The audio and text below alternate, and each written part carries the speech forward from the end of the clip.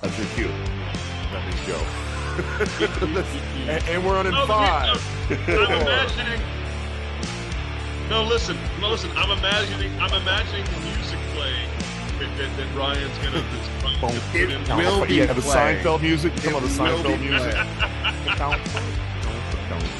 That's what Boys and girls. That's what Boys and girls. is It's nice fall. and chilly. Oh, good Lord. All right, fine. Boys and girls, it is chilly outside, but it is red hot here at episode 7, season 2 of Better Than Broadway. I am Coach. We got the chef and Muscles Marinara, Mr. Justin Metz, and look, we got a Connor sighting. Hey now, that's a Sawyer back there. Connor's in his room. Here's Sawyer. I forget there. He was telling me about how tsunamis work right before we came on. Amazing. They're grown now. Also, you got a Dragon Ball Z shirt. I like that shirt. Like that. Yeah, Dwayne likes that shirt. Look at all Goku's Dwayne's lit. toys in the background. Those You are got amazing. a Green Ranger. What you got back there? You got any DVZ back there? That's Way great stuff. too much stuff. Just way too much. Amazing. Dwayne. But Dwayne, is that an axe back there? Yeah. This is the Red Ranger power sword. Right. Nice. Oh, that's dope. The Red Ranger, not the Yeah. Green Ranger's power sword. Right. Oh, I actually have the dagger right over here, just Dagger. behind me, and then I got the Very nice. Blue Ranger stuff right here. So I got. Bro, if you guys follow Dwayne at all on social media, you don't post as much as you used to, but you used to post a bunch. Like he has the most like more so than you, Ryan, like the most epic like figures, action figures, and like collectibles like I've seen in a long time. Yeah, Okay. slow down because I got a kid now. So. Oh yeah. So it's more of like the will has slowed down, or just the money has to be put other places. Now So Connor's here. Now Yeah, Connor's here. yeah. We're all here. The gang's all here. The gang's all here. Everybody loves the acclaimed, and everybody loves Better Than Broadway. And as the Wu-Tang Clan, Better Than Broadway is for the children. So watch your mouth. Guys, we got a really fun show today. We got 2 really good shows tonight. We have the Elimination Chamber tonight. We have the Battle in the Valley. That's New Japan's February offering. And we have a very distinguished guest. Justin, please take it away and introduce our dear friend to the Better Than Broadway crowd. Ladies and gentlemen, boys and girls, Better Than Broadway would like to produce. Dwayne is Almost had it. good friend of all of ours. He is part of our group. More importantly, I've known Dwayne for years. I don't know. There's all kinds of stuff I could say about him. 98% of it good. He's done strongman. He's done all kinds of stuff. Recently, he's lost a tremendous amount of weight, which I'm going to give him great kudos for. We've been working together for. Where are you at now? You're over 50 pounds down, right? 54 pounds. Yeah, 54 congrats, pounds dude. That's down. awesome. So just taking his health back in his own hands. And what's cool about Dwayne is that Dwayne has been a member of our group, I think just about since its inception, right? And, Pretty close, I think. Yeah, I mean, it's been like it's been like coming up on like 8 years or something like that, isn't it? Like 2014, like we're coming up on 9 years. Yeah, I think maybe 9 years or something like 9 years. that. 9 years in May, So I think. I first met Dwayne he was working at a health food store around here, and then found out that he was doing strongman, and we trained at, and he's done some competitions, and he's most recently entered into the judo and jiu-jitsu realm. Nice. And he's had a couple competitions. And so tell us a little bit about that. You just recently had a competition, and I know you're not super happy with it. But tell us about that, because you know you're putting yourself out there, and I respect anybody that is that's someone that wants to push their boundaries and maybe put themselves in uncomfortable situations. So I got to go back to high school with this one. Just wanting to join the wrestling team. Nice. And then, my motivation for joining the wrestling team was hopefully going to transition into pro wrestling. Of course, my father and my mother are like, it's not the same, but I loved it either way.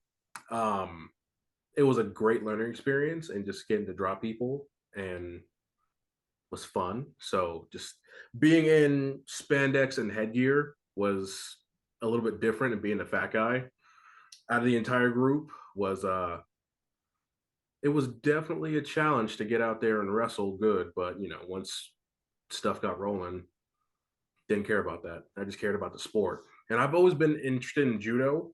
I just never knew where to go to try it. And then this past year, I found a place in East Cobb, and they gave me, there was supposed to be 2 free classes. They gave me 2 weeks to try it out. And I got hooked after the first class. It was tough, like just running, drilling, getting thrown. I love. But you're a lot like our friend David, who, you know, you're a bigger guy, you're taller, and but you surprisingly have good cardio. Because I've seen you, I know the amount of cardio that you do because I prescribe it. Yeah. and I know, I mean, you know, you don't get tired out there. I mean, you know, relatively everybody gets tired on the mats, but I mean, you have very, very good cardio. I appreciate that. That's a first for me. I'm usually the guy who's like, all right, I'm trying to get this done as quick as possible because I'm not trying to get gassed. Straight up. The strong man.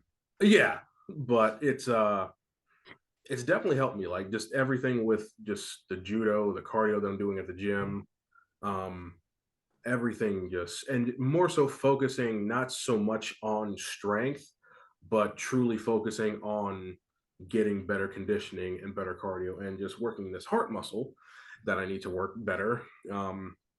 It's transition. Now I can do randori, which is sparring in judo. Just I could go around with a couple people, be a little bit tired, but give me like a few minutes, like a minute or two, and I'm good to go. So it's been mind blowing. As someone who teaches striking, you know, the conditioning is so important to your point of if your conditioning is better than the other person, you will most likely win just because they will get tired and their flaws will start to become more exposed. So yeah, like good on you for doing that, because you know, if you could outlast somebody, you know, that's half the battle pretty much. That would be a first for me if I did that. There is one guy, one step at a time, baby. Oh yeah, there is one gentleman. I remember I saw a meme. Okay. Oh, Rob, you can point the finger. He's still moving. Yeah, we can see you. I think his audio just went out. I don't think his camera messed up. Uh-oh. He's good. Okay. He looks like a lost puppy. Do we want to pivot and come back? Yeah, let's just go. Let's pivot and come back. Justin, we will come back. Dwayne, you can hear me, yeah? Yeah. Are y'all talking about me? Okay, cool. So You're a lost puppy. Uh-huh. we're gonna go and start. We're gonna start with our first question of the interview, even though Cool. it's not really just hanging out. Your first question is who's your favorite wrestler? Past, present, now, doesn't matter. Who's your favorite wrestler? Favorite wrestler. Every time I get asked this question, it's Goldberg. That is the first person who was on my TV whenever I started watching wrestling, and he was, I forget who he took on. I think it was the match with him and Bill DeMott, Hugh Morris. Very first match. Dude did a backflip. This massive man did a backflip and then body slammed another massive man like it was nothing. That will leave an impression. Yeah. It left an impression on the mat. 6, 7 years old. Oh my gosh. Like that. And that's what started me on this journey of getting so big. That's, you know, just, I wanted to be like Goldberg, just huge, strong. And it was that moment. I was like, all right, cool. I'm hooked. Let's see more. You know, I think it's so interesting that you say Goldberg, because I think all of us here have in some way or shape or form been influenced by Bill Goldberg, because Justin said it, I've said it, Ryan. I mean, we've all kind of started lifting weights because here's this man that walks out with these traps that go all the way into the damn top of his head. And it's like, God, man, I want to be like that dude. And I think it's the reason so many of us go in the gym and still do shrugs. It's such a waste of an exercise. Well, but we still do it because who wouldn't want these hulking ass traps? Well, you know, on that note, it's like when I was wrestling in high school, you know, as my senior year, I was captain of the wrestling team. And there was always kind of a tradition of, you know, whoever was, you know, the best in the team, they would wear the Superman shirt. And if you know me, you know I hate Superman. Yes. But vanilla. 1 second. Let's go store. But I wore a Goldberg shirt every time I'd go out to their wrestle. And it just, because Goldberg's human, dude. So, Yeah. But you know what? So I think I've told this story on the podcast before, but just to piggyback off what Rob said, like Goldberg was one of the main. I mean, obviously, we saw Hulk Hogan, we saw the Ultimate Warrior, and I bought the Hulk Hogan workout set. But Bill Goldberg is the one that actually inspired me. Like, okay, what do I actually need to do? Like, what I actually want? Like you said, I saw the traps. I was out there on my dad's like bench press machine, and I was trying to do shrugs on the bench press machine because I could see veins in my forearms and I could see traps, and I did that just nonstop, like 5 times a day, just because I wanted huge traps. And the crowning achievement of my life was in 2016 or 2017. I can't remember what it was. I know I've told you, Ryan. I think I've told you, Dwayne. Is I was 4 weeks out from a competition for to qualify for national championships, and I was in Orlando, and they were having, it was the year that Orlando was hosting WrestleMania.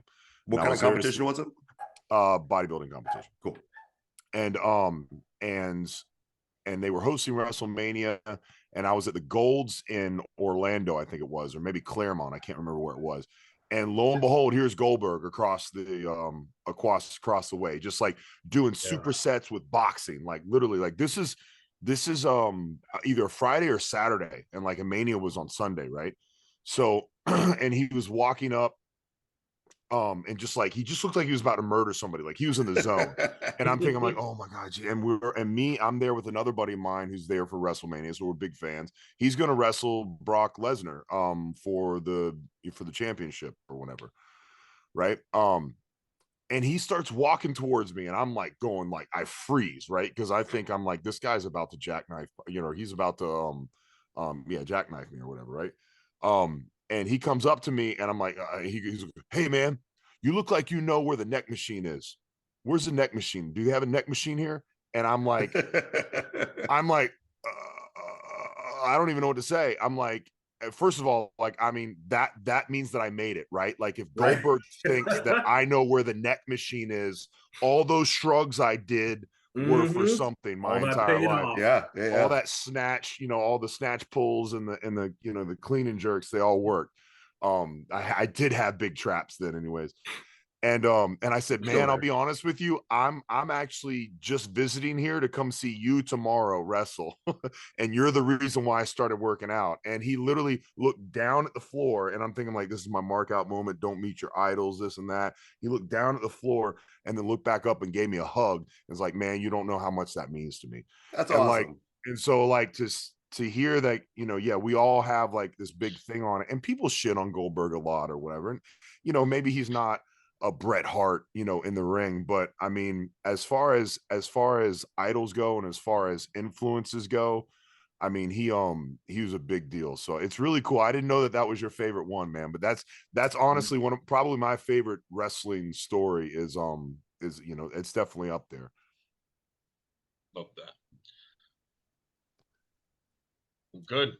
Dwayne, question number 2. What's your favorite match or moment in your wrestling history? Favorite match for me every time. As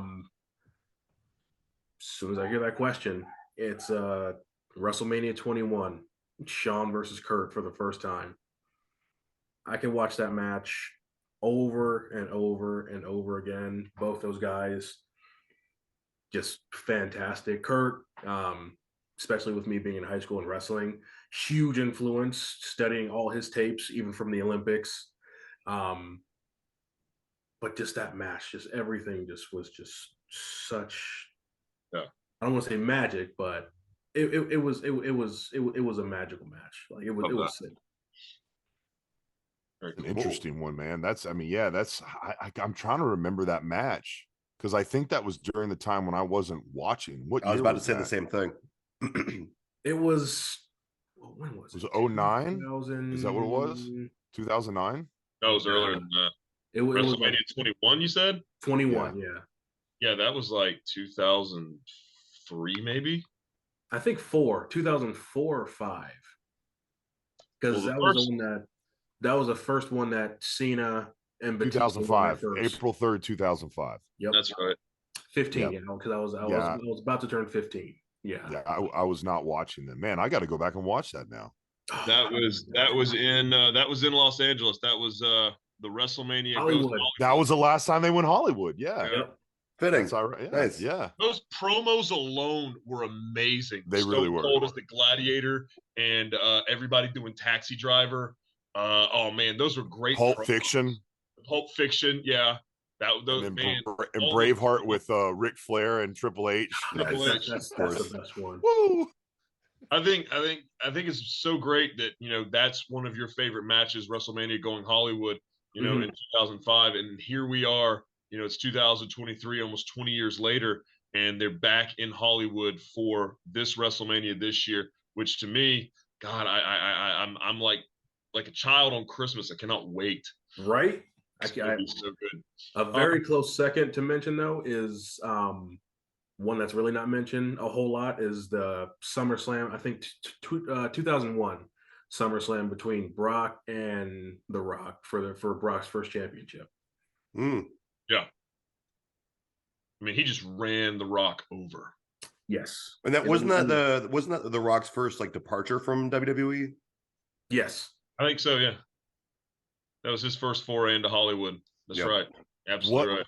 What about, you were talking about the headpiece with Kurt Angle. What about when Hulk Hogan stole Kurt Angle's hairpiece from around his headpiece? What about that? I saw that recently. I thought that was like, I was like, oh my God. That was while I wasn't watching. But like Kurt Angle was like my brother's favorite growing up. And he had all his stuff, and that was during that time. So I don't know. I just remember I saw that video recently. That's the most ridiculous thing. He was just so sick. Everything was smooth. It just extremely funny. And then my favorite form of Kurt Angle was in 2006 or 7 when he won the World Heavyweight Championship and he had the mouthpiece. Yeah. Just running through people, and the intensity was just insane. And has anybody transitioned into pro wrestling smoother and quicker than Kurt Angle? Like because he literally came through his debut and just looked like he had been wrestling for 15 years. Well, because he had, I know, but I mean, like the X Factor, like his promos were just like his comedic timing is like Jericho level. Yeah. Well, you're gonna hate this, Jake Paul, Logan Paul. Yeah. I think you might be right. Logan Paul. Yeah, I mean, but Paul, whichever. But they're protecting. It's Logan Paul. Yeah. So Dwayne, I don't know if you watch it or not, but it's almost a gimmick at this point. Ryan can't get the fucking difference between Logan and Jake Paul. Yeah. Paul. It's okay. He definitely has a charisma, and he's definitely good on the mic. I think Kurt Angle, I mean, I don't know. Yeah, I mean, they're definitely protecting Jake Paul. They're trying to, show all of his, athleticism without, See, now you got me doing it. Damn it. Need more coffee. Get some coffee. Yeah. Which, these kids, they're just having a good time. They're having a good time. I told them to go downstairs. They want to be here. They want to be here. Yeah, they just want to be famous. Justin, I love how you asked that the Kurt Angle question, because that was going to help me pivot to the next question that I was going to ask Dwayne. Normally we ask a third question as, what's your favorite mark out moment or this, that, the other, but I want to do something different because you were a high school wrestler. All right. There's so many great wrestlers in WWE, New Japan, AEW, etc., that had amateur wrestling backgrounds. You look at guys like Dolph Ziggler, who was at Kent State undefeated. You've got Brock, you've got Shelton Benjamin, Kurt Angle. Currently, we've got Chad Gable, who's one of my favorites. And then you got Otis Blagojevich. I can't remember his name, his real name, but all of these guys have been to junior worlds. They've been high school wrestlers. They've been wrestling all their lives. As a wrestling fan, and as someone who has the unique experience of being an amateur wrestler, is it something that you just love about wrestling that so many amateur wrestlers have been able to transition into professional wrestling so seamlessly? And who do you like that has transitioned into wrestling and their journey as amateurs to pros? As far as like the transition goes, I'd probably say that one of my favorites is Shelton Benjamin. Like he's like he's in my top 10.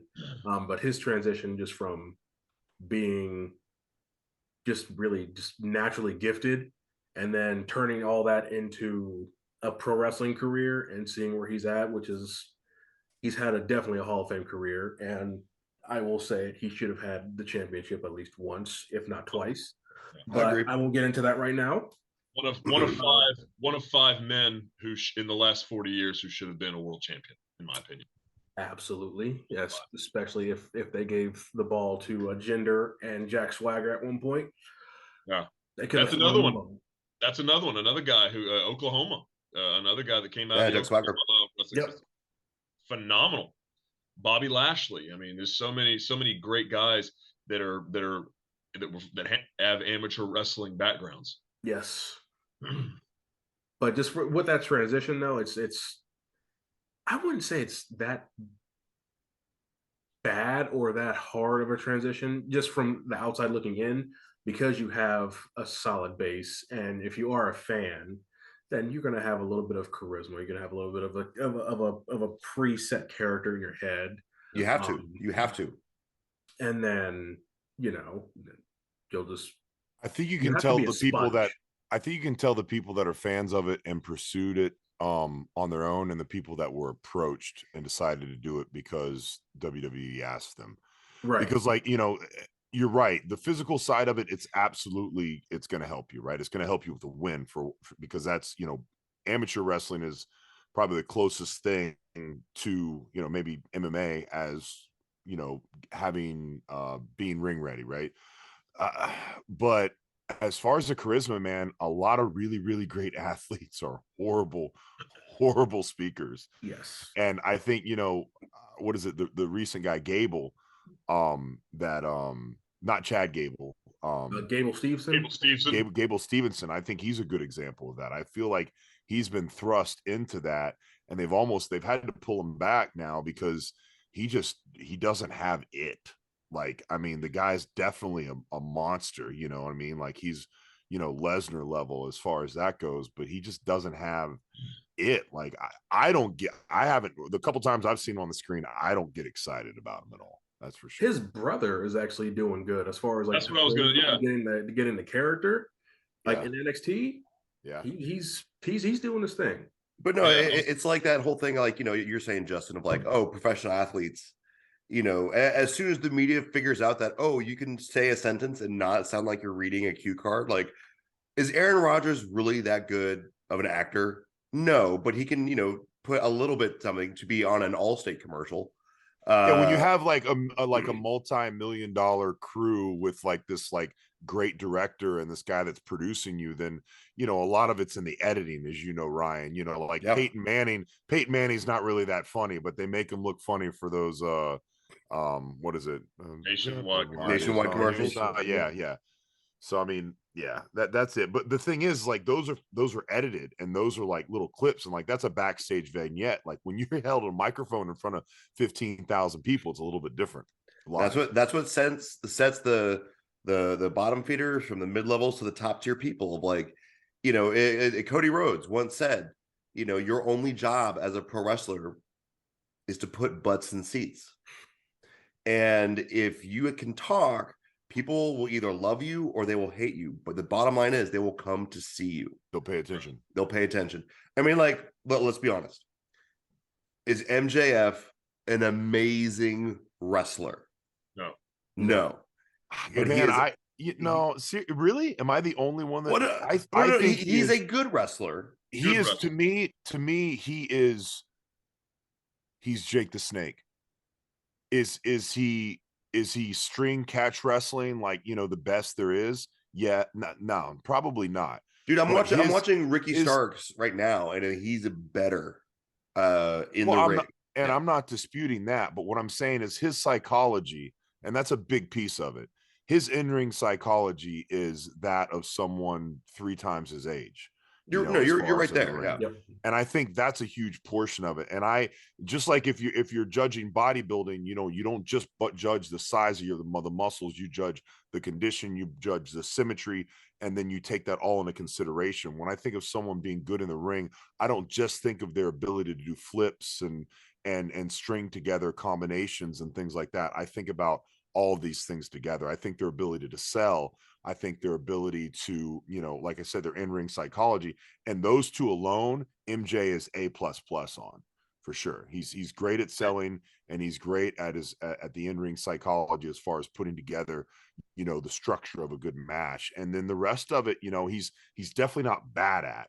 And so no, he's not bad. I'm not saying that at all. That's why I think he's a great wrestler. Like I really do. So if I'm grading it, like on the mic, A+, in the ring, maybe a B+.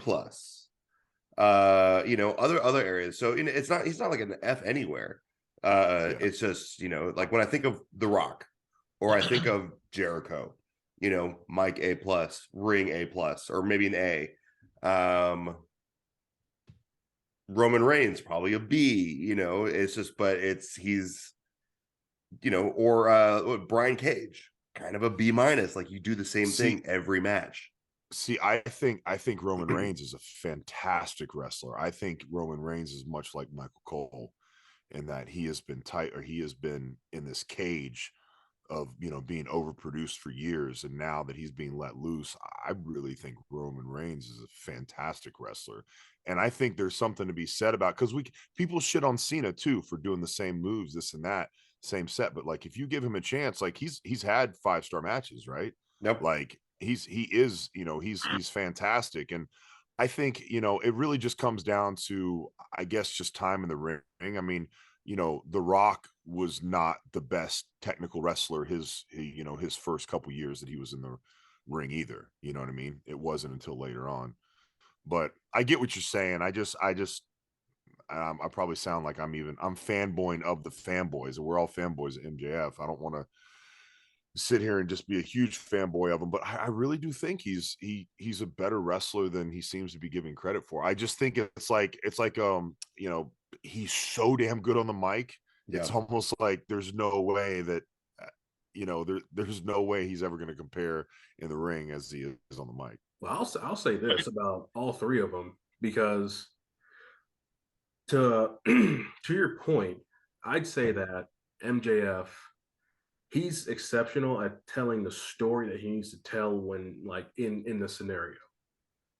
Yeah, that's the biggest thing. And all 3 of them, Reigns, even before he was like shoved down everybody's throats, he was good at telling the story. And Cena, I mean, like front to back, he's just really good at telling the story. So all 3 of them, like that's the biggest thing in common that I feel that they have, is that they're all 3 good at telling the stories, whether it's being the smarmy little scumbag or the dude who's like, okay, yeah, you might hate me, but you're going to respect me for my work ethic, or, And that's why I put him there with Jake, because, Jake didn't have to do much. Right. He was just so good at telling the story. Because he had a fucking snake at ringside. But he only used it at the beginning of the end. Wasn't there one time where the snake's fang got caught in somebody's arm and wouldn't coming out? Yeah, that's Randy Savage. He got caught in the rope. Yeah, that was on Saturday morning, prime time when all the cartoons were on. You're flipping through Punky Brewster and Cartoon Express, and then you see someone getting eaten by a fucking python. Okay, yeah, that was before I was born. Professional wrestling, PG, everybody. Good for the family and the kids. I was watching. I'll tell you what, I did a snake bite. I mean, you guys know that I did video work for Jake for a little bit, and we had this segment called a snake bite where he just tells little snippets of stories from a podcast, and that was one of the stories he was telling me about. That he's told it on a bunch of different episodes too. I think he even told it on Rogan when he went on there. But yeah, he was Macho Man was very concerned that he thought that the snake had not been devenomized or whatever, right? And he's like, "Oh, you're gonna give that to me. I don't have my Macho Man voice down, but and he had to swear to him. And he's like, "You bite it, let it hit you first." Like he wanted to have him take the venom first to make sure, because he did not trust Jake. He thought Jake was literally going to kill him. He actually thought that as a shoot in the back. But hey, that is a damn convincing storytelling. They said Yeah, he was, if the they other said guy he was one believes of it. those paranoid men in wrestling. So I mean, I totally Yeah. get it. Snakes. Ugh. Macho Man for I sure. don't want to get bitten by Lucifer today, okay? Go in there, brother. You sure? Maybe If you take a guy that smokes cigarettes for 75 years and then you put the Robert De Niro face on him, yeah, you get the macho. That's pretty good. That's Pretty it. good. So we have stuff to talk about today, right? Dwayne, you want to talk about Elimination Chamber? We can Wait. definitely talk about that. Did we ask his favorite experience? No, we went with a different question. We went with the question about the wrestling amateur versus pro. Gotcha. I thought that was he's our first guest that's really wrestled at a high level in high school, so I feel like that was a good pivot. Yeah, but absolutely. Elimination Chamber is tonight, as well as New Japan's Battle in the Valley. Two great shows tonight. We're going to go ahead and talk about that Elimination Chamber. Maybe we'll get to Valley. There's three really good matches on that Valley card that we got to talk about. I at least want to talk about one match on the Valley card. Oh, you do. I know you do. Let's go ahead and hit this Elimination. Actually, you know what? Let's end with Elimination Chamber. That's a bigger story. Let's go to Battle of the Valley. Battle of the Valley is tonight in San Diego, California, I do believe. Okay. And it's let me double check that. It's New Japan's offering to the United States. New Japan has their New Japan Strong. This is actually going to be in San Jose, not San Diego. I do apologize for the error. We've got three really good matches on this show tonight. Many more, but the three that everyone is really concerned with is the Jay White versus Eddie Kingston. That's a loser leaves New Japan match. How good is Eddie Kingston, man? Eddie Kingston is phenomenal on the mic, and I love everything about the guy. I'm so glad he's doing his thing in New Japan. Did you guys? Did all of you guys see? Okay, yeah, that's what I was going to ask you, Rob.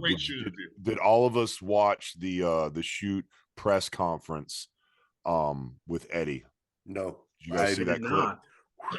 So basically, Eddie comes in and he answers a question, and they're talking about, Jay White versus, and he said, well, Jay White came up in the dojo and I've been wrestling all around the world, but I'm a wrestling historian and I care about, the heritage of Japan. And you think, this guy who only cares about being famous and being champion and making money, and, he's probably just going to leave this company and go somewhere else anyway. No, I'm not a WWE guy. I'm not a WWF guy.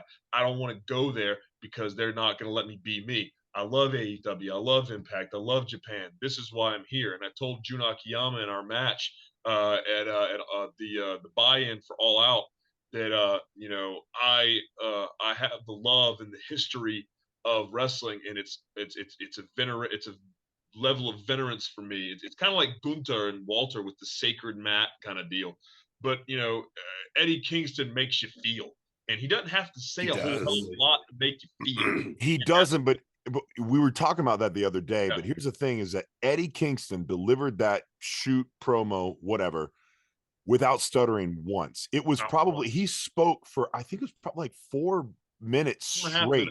Just boom, boom, boom, flowing it off. He didn't stutter. He didn't pause. It was like a top level actor delivering a freaking monologue, and it was believable, and it was like from the heart. You can just tell that he's just talking, but he's talking more freely. Even us, we stop. We're like, stuff like that. He doesn't do it at all. It's just like he already has it in here, and all he has to do is open his mouth, and it just comes out. He doesn't even have to try. And his talk about the histories, he's like, you think Jay White's gonna beat me?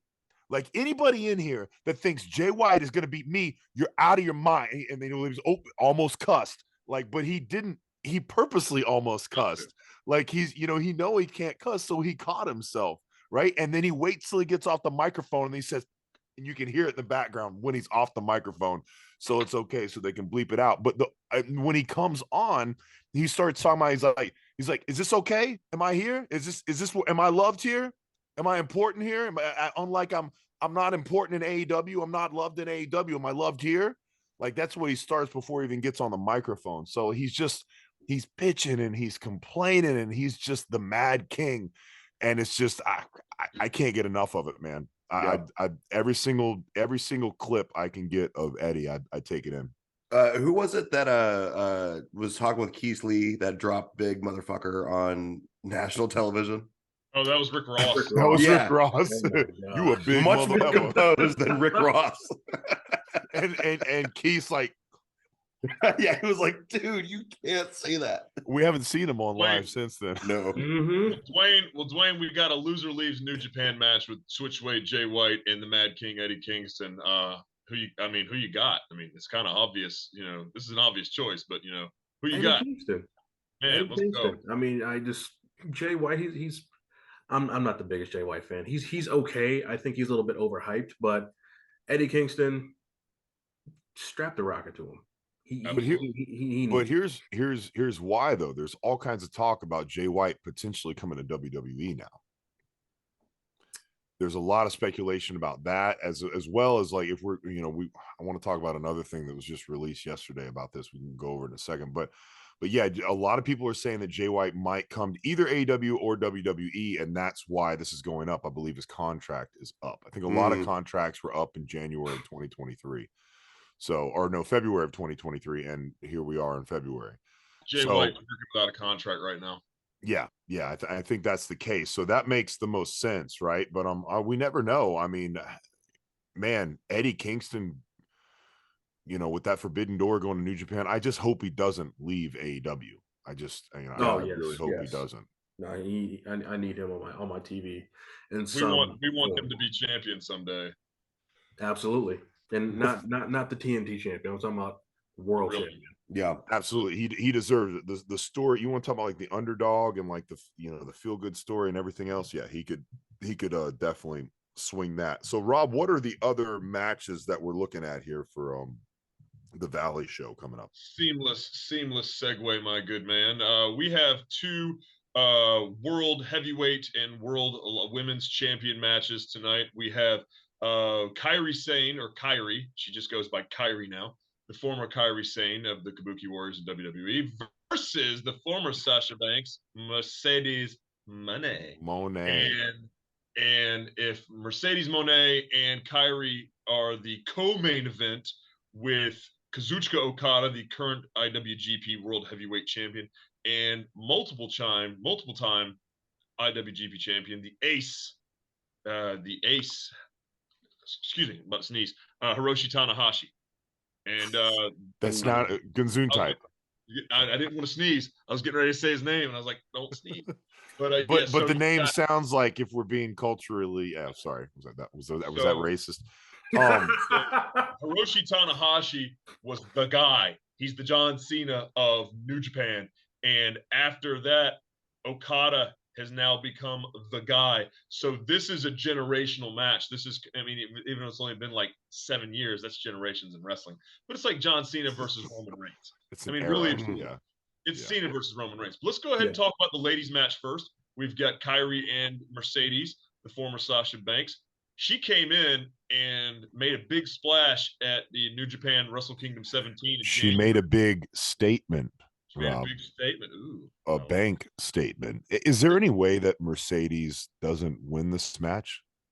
I feel like she has to win this match because of the debut and how they brought her in, how they made her a star. Hell, this show wasn't sold out until 3 or 6 or 7 hours after Mercedes debuted at Wrestle Kingdom. People started buying tickets to this thing because it's like, oh shit, she might be there. And then they confirmed that she was going to wrestle for the title at this event, and it's like all the tickets sold out. They had to sell out some of the production side, the hard camera side. They had to sell tickets to that because people wanted them. This is the biggest debut or the biggest surprise since Jericho, right? I When would he say fought so. Omega. I Yeah, would say so. the biggest draw for sure. Yeah. Nice. Dwayne, who you got taking this match? So before I answer that, does Kyrie have like any buddies, any friends? She in like in a group? No, Any minions? no. And I mean, unless somebody's gonna come out and spoil it for her with their debut. Yeah, I was about to say. Charlotte Flair. Oh God. The current WWE Women's Champion shows up. Yeah, at just San shows Jose. up. I fantasy booking, I would love that, but And then her and Ric Flair have Ric Flair's last match Stop, with stop, Mercedes and Snoop Dogg. Look at you cowards. stop. I gotta go with Mercedes, because you can't come in with all that and then lose unless some foolishness happens and a former glow stick loving person comes in and spoils it for her. Oh, okay. I'm thinking know. Glow like the TV show. No, Come on, that. but You swerved me on know. that one. No pun intended. I mean, just we're not sure what's going on with Naomi, but they love the whole like, oh, it's my best friend. They just turned on Yeah. me type deal. That's a good shout. We have not seen her and like talk about a swerve, like right. her coming in like that. Somebody mark this on this podcast, because Dwayne may have just made the prediction of the year. But let's be honest, Naomi guys. coming back? Who, like, would you not pay to see Ric Flair versus Snoop Dogg? Come on. Yeah. I think Ric Flair will win that match. I mean, okay, real quick. Last time Snoop Dogg was in the ring, Seth Rollins set him up for a frog splash, and Snoop got on the turnbuckle and then nearly slipped off and crumpled onto. Yeah.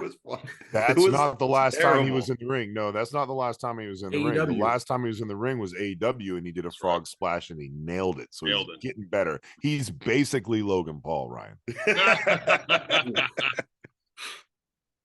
A lot more weed, though. Yeah, a little bit more weed. I got to give it to Mr. Well, hopefully we're gonna see a title change tonight. For sure, we're gonna hopefully see a title match tonight. But we have Kazuchika Okada and the Ace Hiroshi Tanahashi, generation versus generation here, which is always good. Dwayne, I don't know how familiar you are with Japanese wrestling. Okada, huh? Very Perfect. Love it when somebody else is in on the Japanese wrestling like I am. Who you got? The Rainmaker or the Ace? I'm gonna say Rainmaker. I think the Ace is passing the torch. This is his way of doing the favors and saying, hey, this is the guy now. So So for those of you that don't have any background on this, Tanahashi has been wrestling in New Japan for almost 20 years. He is pretty much unequivocally the John Cena of Japan. Okada burst onto the scene in about 2007 or 8. He was a young lion from the New Japan dojo, and then he came back to Japan after doing a little stuff in America with TNA. Dyed his hair blonde, became the Rainmaker. And he's pretty much been champion ever since. I mean, really and truly, he's probably been champion. At one point, he was champion for 797 days, like Roman is now. So Roman's at 900 now. Yeah, I know he is. Ryan, you were saying?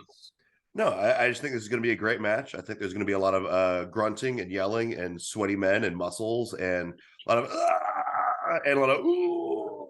And there's going to be some back and forths and some high flies and some hard hits. And it's gonna be great. As Big E once said, a whole bunch of big meaty men slapping meat. Big bunch of beanie men slapping some meat.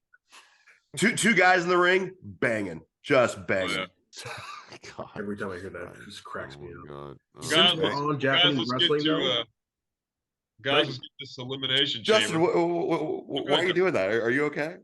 No, I just late night, But unfortunately, two of my favorites retired Japanese wrestlers. Liger, Jushin Liger. That's one of my. He's in my top 10, and I think he either just did or he's about to. Is the Great Muda. Yeah, Keiji Muto. He's on his retirement tour right now. Yeah. So his last match is going to be against Sting, I think, right? No, his last match is going to be against Tetsuya Naito in about a week. Yep. Now, here's the weird thing. In that 6-man tag with Sting and Darby Allin a couple of weeks ago, he injured his quad. And I mean, goddamn, he's 62 years old for Christ's sake. But he injured his quad, and they said that they don't really know how this match is going to go. Obviously, just get him a new one. Get him a new quad.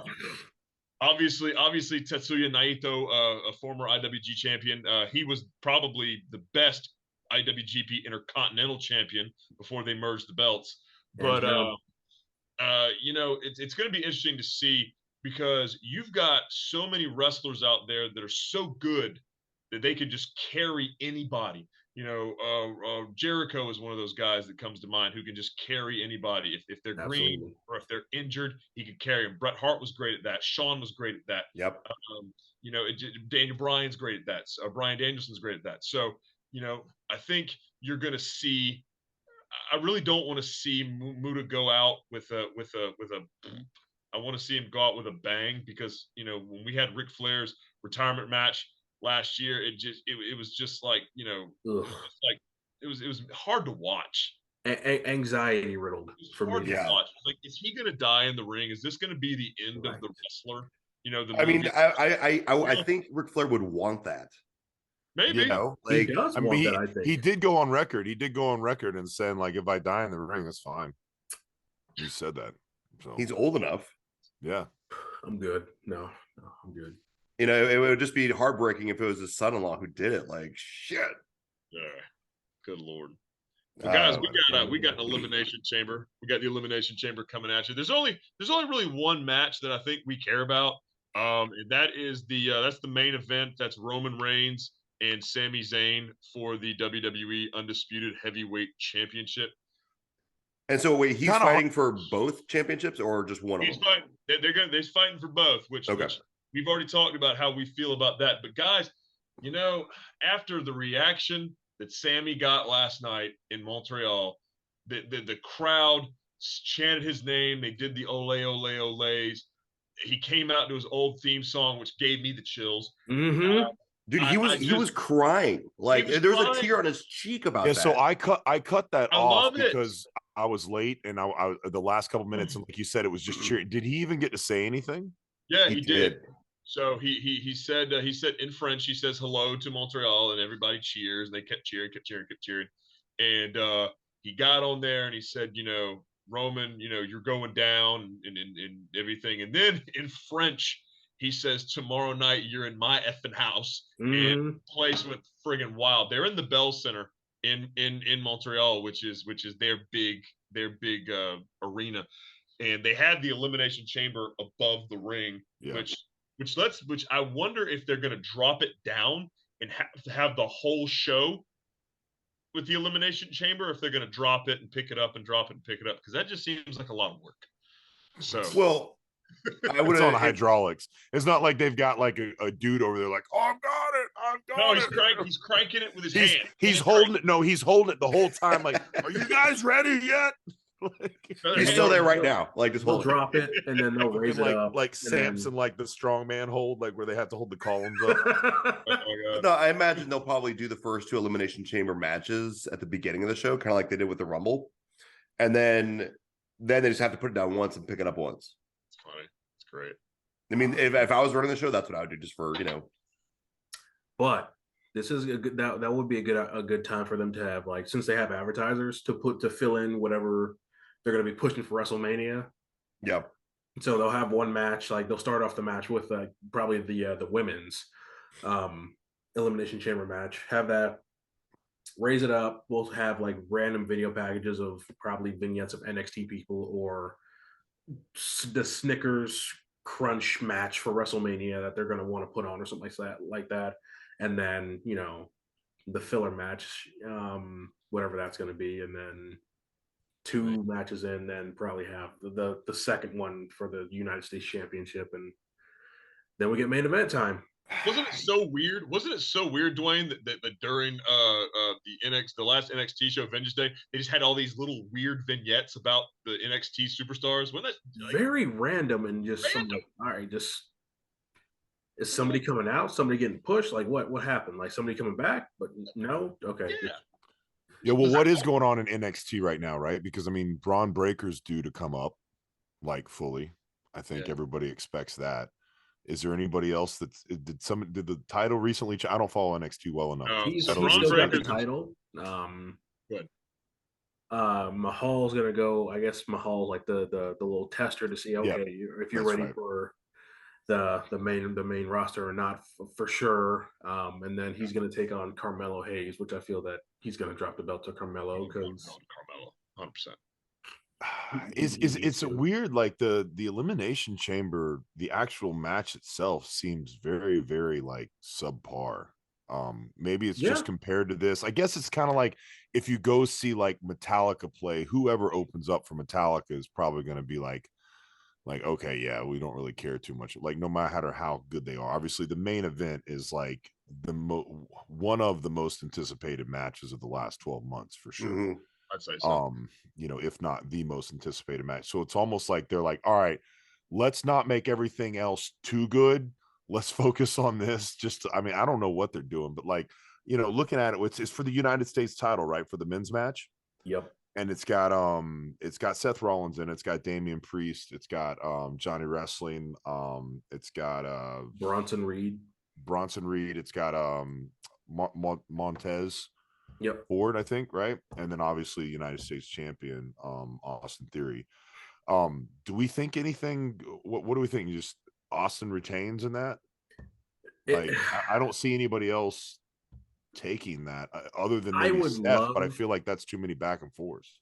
If like he's gonna retain more than likely. I would love it if Priest got it. Just one more time. He's been doing so well. But it'd be nice for Judgment Day to have a title with them too. Well, I think they will after WrestleMania. Yep. If Rhea stays, If Rhea sticks that's true. I think they might have planted a little seed in there with her and Dominic, with the whole Valentine's Day sticking her with the bill thing. But you know, he did. He did what? Oh, they didn't see that. No, I missed that one. So they had a Valentine's Day vignette where they went to this really nice French restaurant, and Dom says, "Oh, Mysterio party too." I said, "Oh, well, you know, Rey Mysterio and his lovely wife have already been sat," and they go, "Oh hell no, this." So he's like, "Why are you ruining our date? Why are you ruining our date?" Whoa, hold on. What are the chances that Dom and Rhea Ripley pick the exact same restaurant that Rey Mysterio is at? Oh, I mean, I can't fathom what those chances are. I mean, like, oh no, I can tell you this. Or something.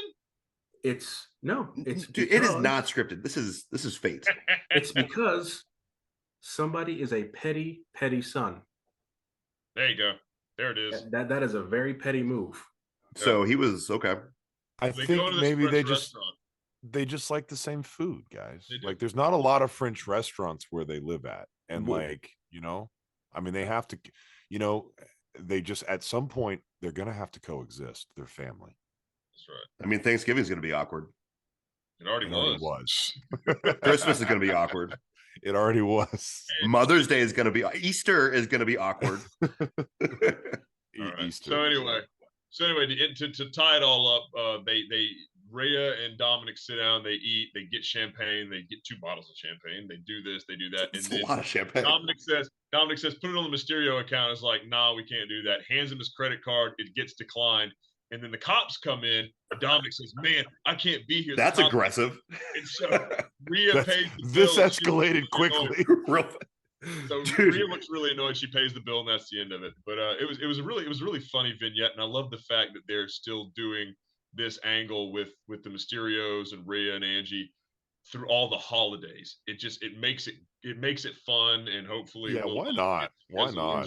Dom has grown on me so much. Like, What really won me over is like he's like, hey, I was in jail, I did a hard time, and then they got the upside down teardrop tattoo. It's so Oh fucking good. my gosh! And my man's like, yeah, you He don't. keeps Yeah, talking about it. changes a man. What? He's at this point, he's basically the Hispanic Malibu's most wanted. Like, Yes, that is perfect. Yes, I love it. Well, guys, this main event between Sami Zayn and Roman Reigns is God, it's this story is so special. And it's really cool that WWE is so smart and they think ahead on things because this match is going to be in Montreal, in Sami Zayn's hometown.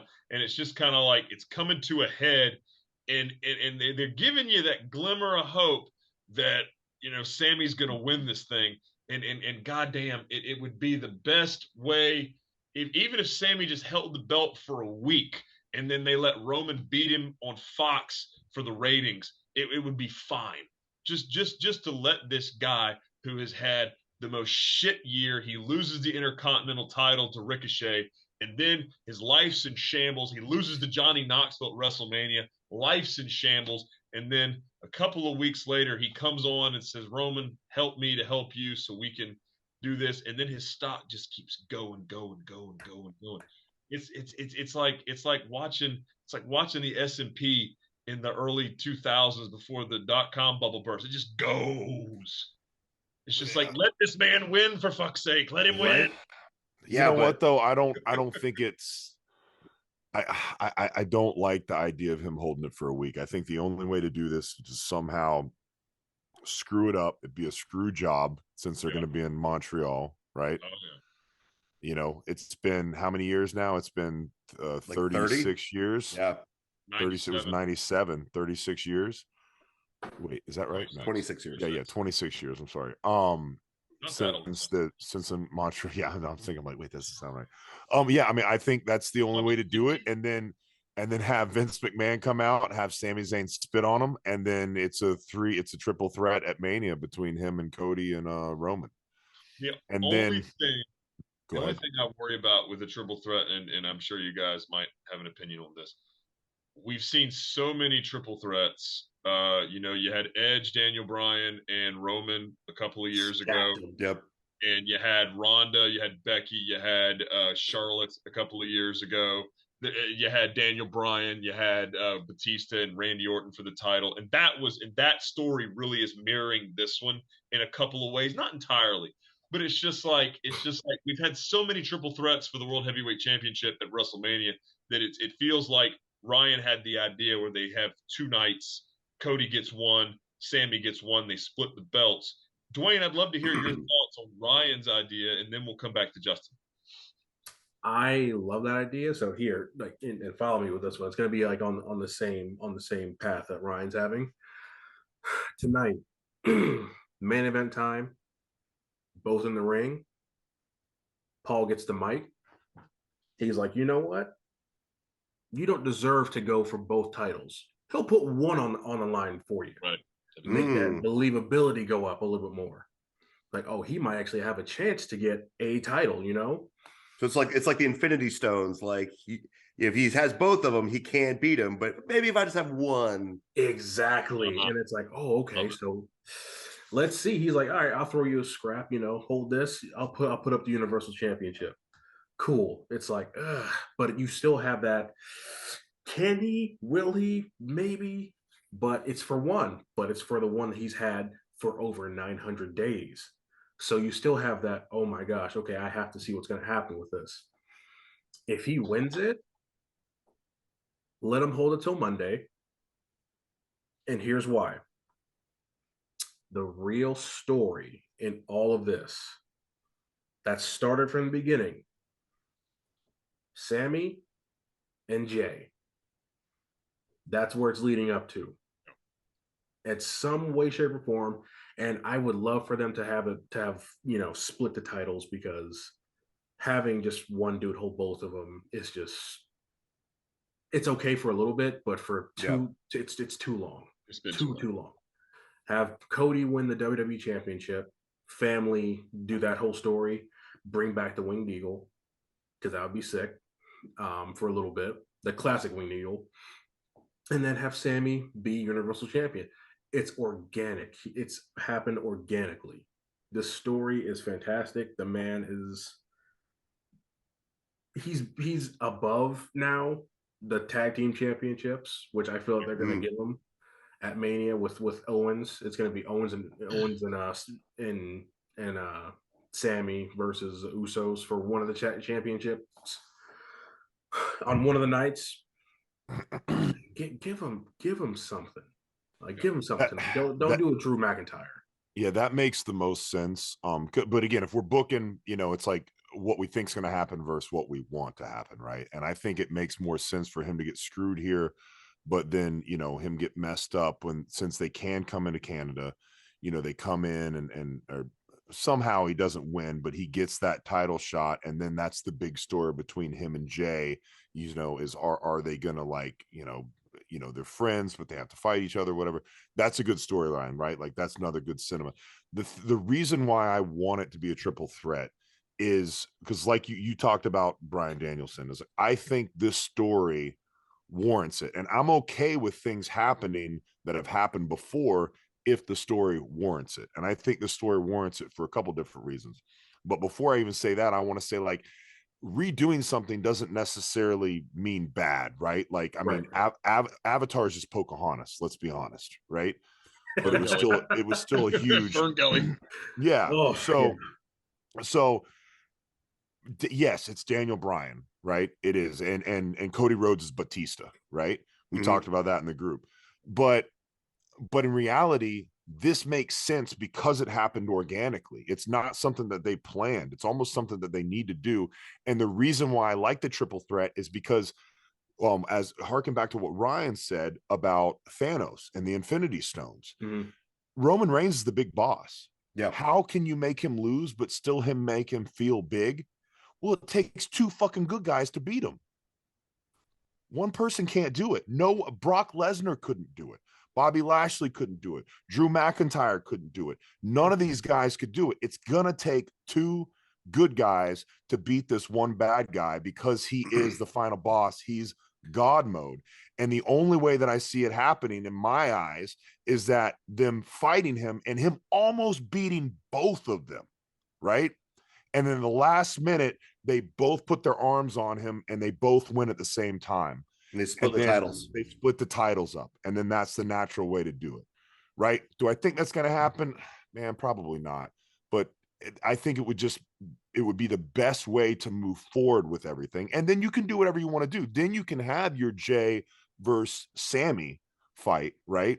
Or with the tag titles. You can still do the Kevin Owens and Sami Zayn and doing that, and they go back and forth. There's a lot of different things that you can do. But I bless you. I just love the idea of it being, it makes Roman look as strong as possible, right? He's still unbeatable by one person. Well, then you have an awesome like revenge story of like, I need my power back. And so like you'd have Roman going back through everybody and like going in a downward spiral and just going crazy, and like the bloodline going around him and him just becoming even more vicious and mean and evil in his, way to get back, way to get these titles back. Now, here's what I think is going to happen tonight. Like I told you what I want to happen. And we're recording on Saturday, by the way, for those of you guys who listen usually on Mondays.